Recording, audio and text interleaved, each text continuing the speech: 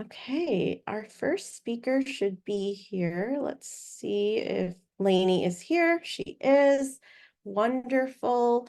So I want to introduce to you Lainie Stambaugh. She was a Cabrillo student and transferred to Cal Poly, where she graduated from there with a BS in civil engineering. After graduation, she moved to Portland, and that's where she's calling us from today.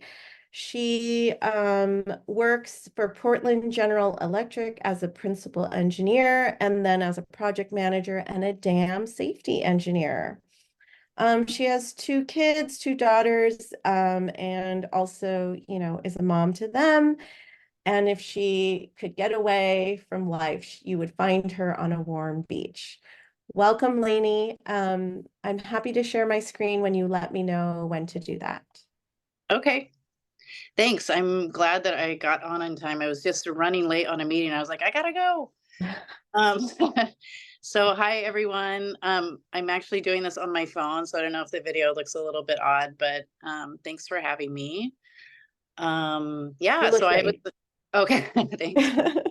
Yeah, so I was a Cabrillo student. It's a little bit surreal to be asked to do this because Cabrillo feels like a long time ago, but it feels weird to be an engineer long enough to be like talking about my career at this point. But here we are. I think I wish I was younger. Maybe that's what it is. Um, so you gave me some prompts, so I think I'll just kind of start with those, and then we'll go from Sure. there. And if folks have questions, should we have them put it in the chat and then we can get to them at the end, or do you want to Yeah, be interrupted? I'm okay with either. I think because I'm on my phone, it might be hard for me to see if anyone puts anything. I don't know. I'm not great with Okay, Zoom. so what if you have questions as Lainey's speaking, go ahead and put them into the chat and then I can read them off later. Does that Perfect. sound good? Yeah, Okay. that works too. Yeah. Okay. So I live in Oregon now, but I did grow up in California. I grew up in the Central Valley, so you guys might be familiar, like Fresno kind of area, but even smaller, right? Fresno is kind of a big city, but I always have to explain this when I'm talking to people from Oregon. I'm assuming you guys probably know where these places are. But yeah, so I was there, and then I was very studious in high school, worked hard to get good grades, and really wanted to be a doctor. I was like, I'm going to be a doctor. I mean, just determined. And I, for some reason, wanted to go to USC. I, I don't know. It's a prestigious school, but I don't think I quite understood the amount of money it would take to go to a school like that. And I went to an info session with my dad, and he was really sweet. And he was like not like, oh, that's the worst idea ever, but how about you reconsider, maybe going to a community college. But at the same time, I really wanted to get out of the Central Valley. I didn't want to be there anymore. So my grandparents lived in La Selva Beach, so I kind of grew up uh, going to Santa Cruz area, and it sounded like a great place to go. And so that's how I ended up at Cabrillo, with the idea that I was going to be like a pre-med kind of, or chemistry major. Um, that was all good until I had to take organic chemistry. And I was trying to remember what this professor's name was. I worked at a coffee shop down the street, and he would come in, and I did not understand organic chemistry. I really struggled with it. It was probably the first time in my life where I was like, I'm dumb. I don't understand Oh. what this is. Like feeling, right, just feeling like really like this is not something that I'm getting. It was pretty impactful to me. So I actually went and saw a Cabrillo counselor who recommended me to take intro to engineering. So I ended up with it was a 2 unit class at the time. Well, that's this Um, class. yeah, okay, great. Yeah. That's what I was thinking, but I wasn't sure. Yeah. Um, yeah, so and I always liked math. To be honest, it was better at like English, but I liked math. I thought that math was really neat. I liked working on it. I've always had to kind of work harder on it, but yeah. So she suggested me taking that class, and then that's kind of where I started. I I ended up being at Cabrillo for about 3 years, um, and then I got really burnt out, and I actually ended up dropping out because I was working not full time, but I was working a lot. I'm sure rents now are much higher even when they were, when they were then. But I just stopped caring. I didn't want to do schoolwork. I mean, I was like, I think when you recognize that you are you want to be a productive person, you're normally like, working really hard, and all of a sudden you just don't want to do it anymore. So that's like a good time to take a break. So that's what I did. I actually followed a boyfriend to Santa Barbara, and I started to go to Santa Barbara City College, and they also had an engineering program. Not as I'm not trying to say the engineering program at Cabrillo is like it is amazing. So it is really good. But their program was not Cabrillo program at all. So they just had a few classes. But I was able to kind of like round out, all of those kind of lower level classes that you would want to take before transferring. So I did that. I worked part-time. If you guys have been to Santa Barbara, it's like sickeningly beautiful all the time. It was a really great place to live. And then, yeah, so I finished up, and then I was like, oh, where am I going to go now? And so I applied to Cal Poly, Fresno State, and San Diego State. And by some miracle, I got into Cal Poly, and I was like, well, this is a done deal, so I'm going to go there. So then I was there for 3 years. So my whole, college career, when I was at Cal Poly, I was like a kind of an old person. I graduated and I was 26. And I mean, that's pretty old compared to, people who are going out of high school. It's funny to think about that age now and me calling it old, but I did feel old. But actually, you know what? I there were other transfer students from Cabrillo that were at Cal Poly, so I got to see them. Um, and there's always a lot of transfer students from community colleges, so you kind of find your people. You find, Yeah. it's good. So anyway, so that's kind of my I guess my collegiate background. Can I uh, ask you a question oh at this point? yeah, How did you yes. pick civil engineering? Oh yeah. I I think I liked architecture. Mm, Structural engineering is what I ended up doing. So okay. that was kind of the like civil. I was like, dirt and stuff. That sounds kind of cool. I mean, there's different, obviously, under civil engineering, there's geotechnical engineering, there's structural engineering. Um, I guess there's other civil there's other stuff. I wanted to do structural engineering from the get-go, and I don't know. I think I liked buildings. So that's kind of how I picked that. Um, yeah. So yeah, I graduated, and then I moved up to Portland pretty quick. And at the time, I think for structural engineering, I think now like having a master's would have been like it wouldn't be needed now to get a job as a structural engineering Oh, okay. consultant. I, yeah, it started to be more of a thing in my firm, as when I was leaving, but there was actually quite a few Cal Poly graduates. Sorry, my dog is making a lot of noise back here. Um, yeah, so they were really excited to have me, and yeah, so I did that. I worked at a structural engineering consulting firm, and I was there for 9 years, and um, it was really, really great experience. It was really, really hard work, but I was doing a lot of interesting things. I guess you could probably bring up the slides. I Sure. do have pictures. Okay. Here we go. Can you see them? I can. Okay. Yeah, I just was going to show, it was kind of fun to think back to some of the projects that I had worked on when I was there. There's something to be said for working for a bigger firm where you get more opportunity to work on exciting projects as opposed to, smaller firms, that, I mean, do exciting work, but, just the scale of them might be smaller. This first picture here is when I first started. I mean, I was working on this project, and this is the Port of Portland. Basically, if you go to the airport, it's their headquarters, and there's a long-term parking garage. Um, it was really, I mean, I was kind of thrown in, so to speak, on some of this, and it's like a kind of a sink or swim. At least that's how I felt at the time. I guess I kind of swam. I felt like I was treading water, sometimes drowning, but yeah, it's there's no better way to like learn how to be a good designer than getting thrown in like that.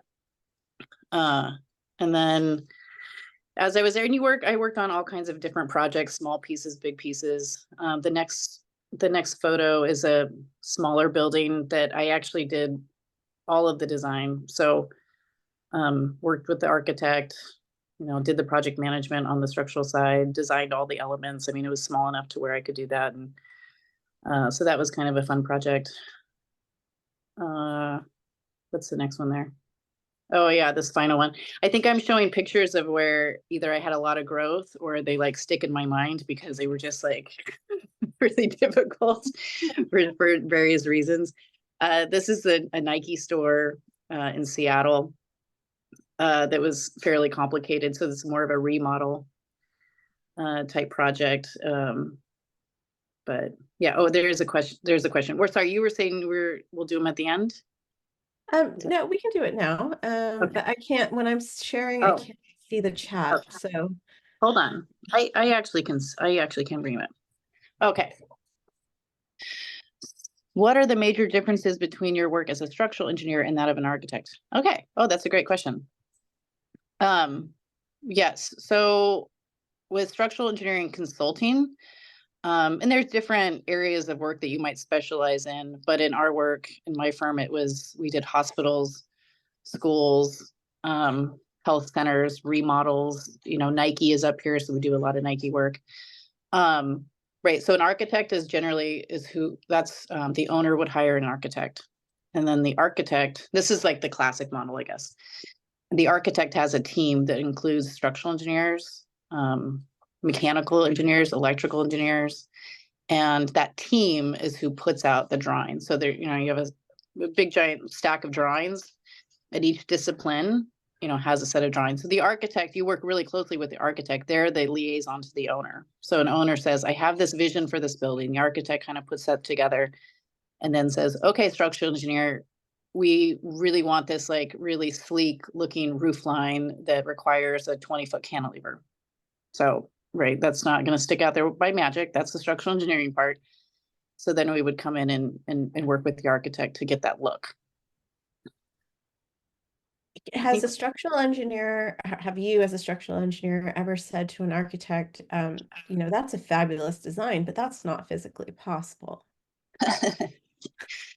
Well, you never say you can't do it.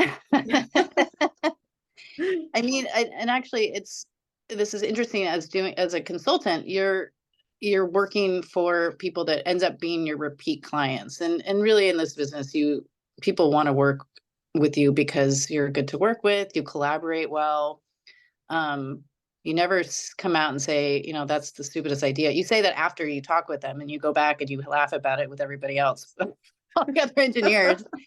But then you kind of get to work and you say, okay, you see their vision. How do we make that happen? And I think in my time as a consultant, I think that's a good thing to kind of like apply even now that I'm not even doing that type of work. It's just figuring out a solution.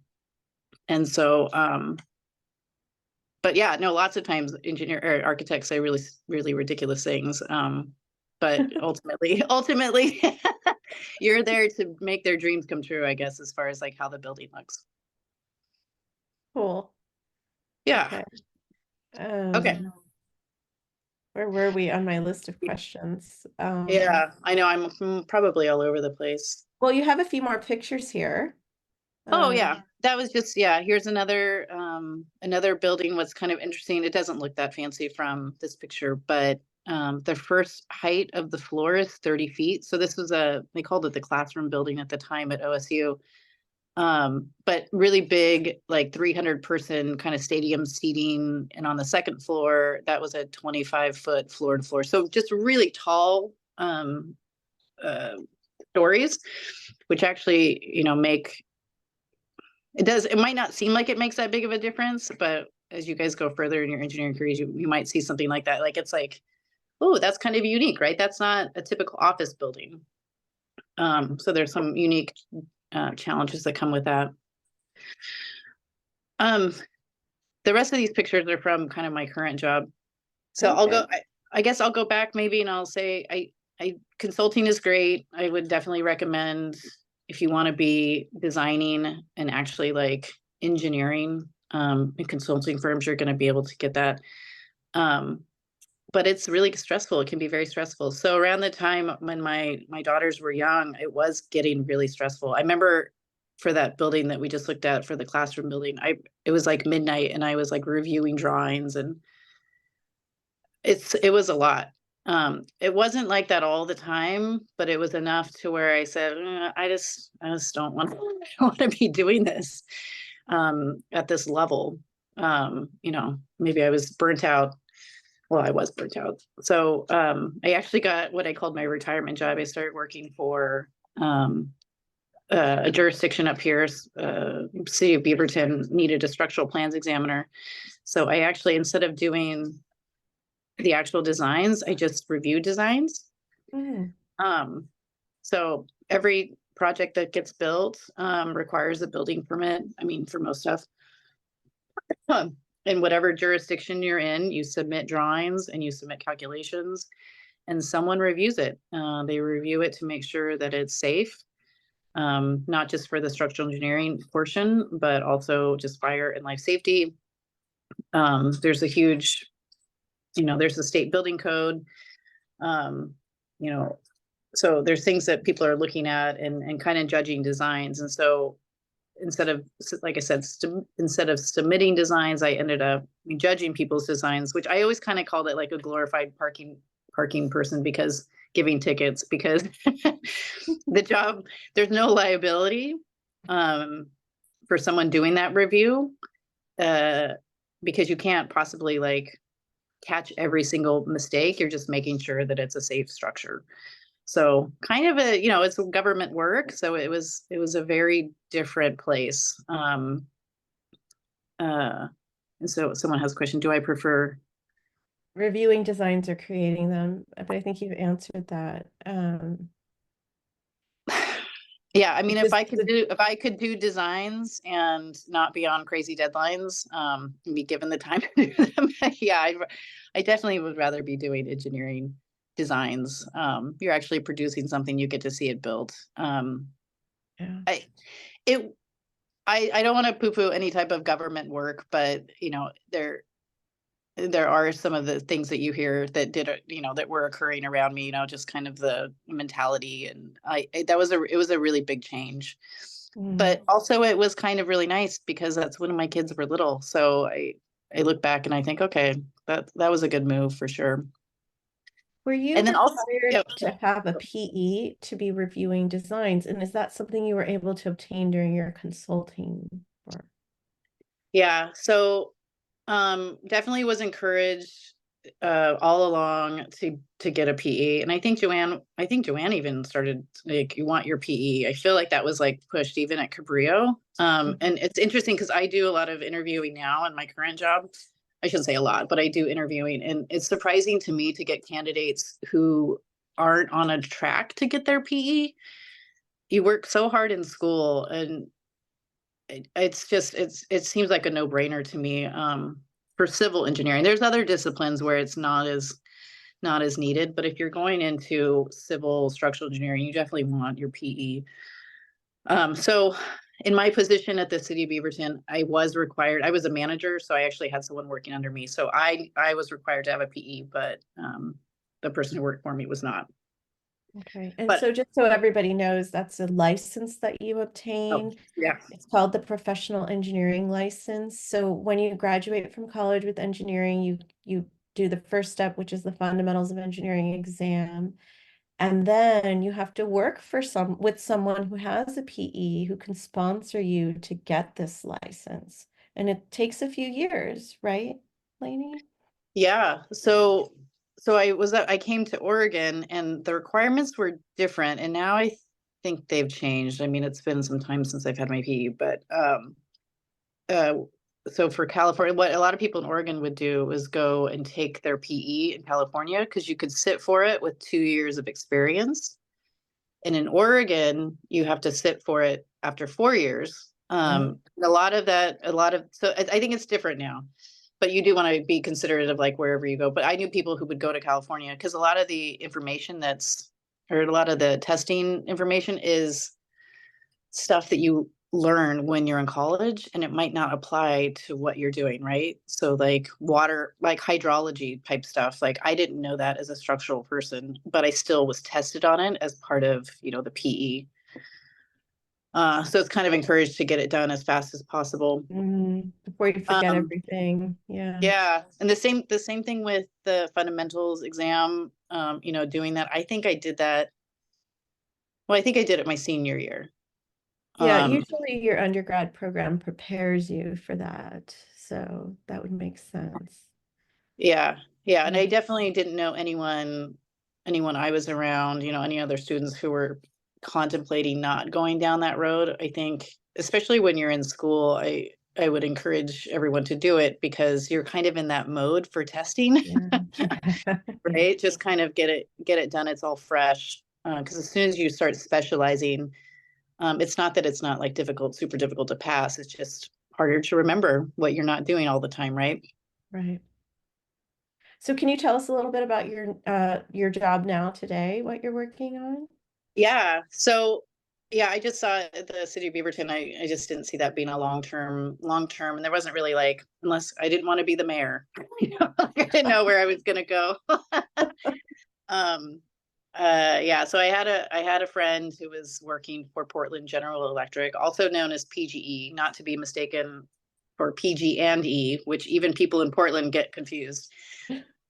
So it's an electric company, a utility company that services the greater Portland metro area.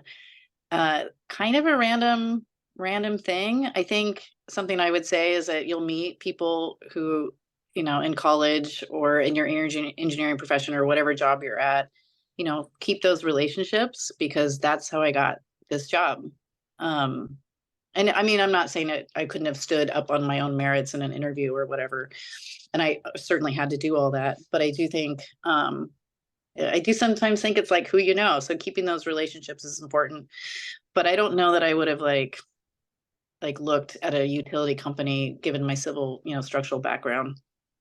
But yeah, so I work on the generation side of our business, which is like dams. And um, yeah, we're actually not a huge utility, but so we do travel quite a bit to kind of where our generation facilities are. So we have natural gas, dams.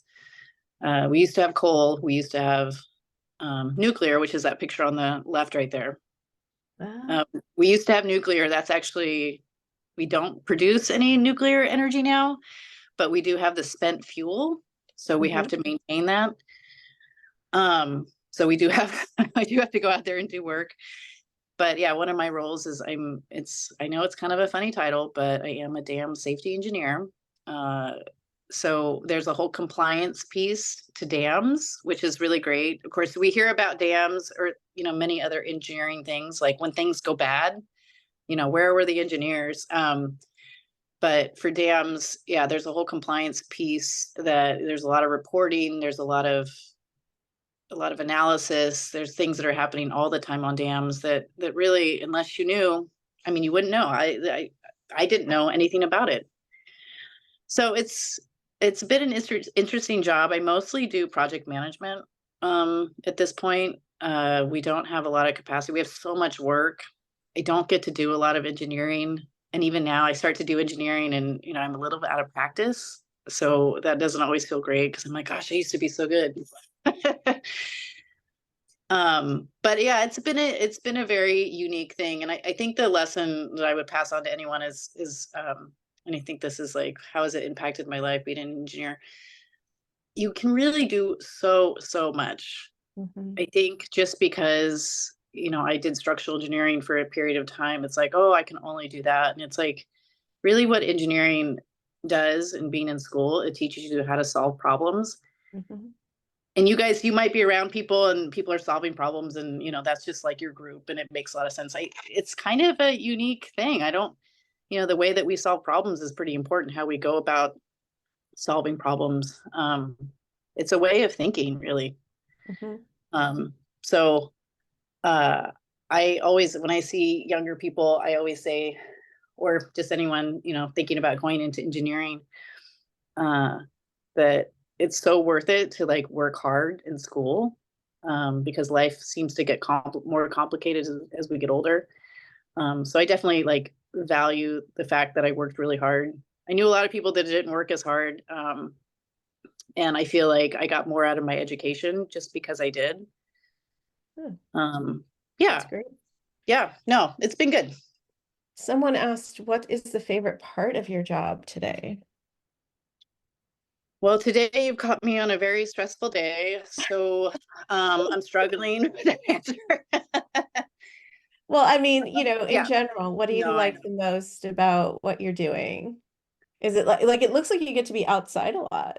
Yeah, I do. Actually, so it's so funny because there's so many people that I work with that really love to be outside. I This is a picture of a dam that actually has a crack in it. You can't see it, but it's a real problem child for me recently. It's really cold and I don't like it. I don't like to be outside. um, I think that the part that I like the best, and probably this role that I have now, but and really this is something for all engineering though. It's you're never going to be working, in a box without collaboration. So when I first started in structural engineering, I saw people who were just super super smart. I mean, just like wow, I'm amazed by how good they are. They weren't always really great with people, and I actually feel like my skills have been better with people, and I think that that can be applied. Like, I could do the work and I can, like, dork out and I can, be really smart, but I think working with people and collaboration, it's never gonna go away, and Mhm. it sounds really cliche, but, I don't get people who wanna work with me because I'm the smartest person in the room. It's I you know, I'm collaborative, I'm trying to make it fun, we're all trying to work, right? So I think, just working with people is probably my strong suit, but also what I like the most. That's great. That's really great. Someone asked earlier, are you happy you didn't become a doctor? Well, so as I've gotten older, I go to more doctors and I'm like, "Gosh, I could have done this." Um, yeah, no, I definitely like the path that I'm on and that I took, I guess. And I used to joke about how I went to school long enough, right? I was in school for, 8 years. That I went to school long enough to be a doctor, but I only ended up with a stinking engineering degree. Um, but yeah, no, I think it's been a really good path. I'm happy with it for sure. Great. I know our next speaker is here, so maybe the Okay. last question we might ask is, what would be your advice to this Engineering 5 class? So this is the class you took, um, and you've gone through the whole process there that they're just embarking on. What would you Okay. leave them with? I think you guys are at a great place to figure out if engineering's right for you. I'm so happy to like have questions, and I think asking questions and trying to get some real world experience. I think that is super super helpful. Shadowing, and then knowing that if you end up choosing engineering, that it is gonna be hard. There's gonna be people around you in college who are going kind of in, I don't want to say business majors specifically, but that's who I knew. I was like, business majors are easy, but that it does really pay off. I think the hard work that you do in getting this degree and having a piece of paper, whether you do engineering or not, it's going to mean a lot. So that's kind of what I would say. Awesome. Thank you so much, Lainey. There's a few other questions in the chat. Would it be okay if I emailed them to you? And if you have time, you could just jot some notes down and I could share it with the Of course, class. for sure. Okay, awesome. Well, thanks so much for joining us. We really appreciate your being here and talking about your experience. It's been really cool to hear about. Okay. Thanks so much. Bye, Yeah, guys. thank you.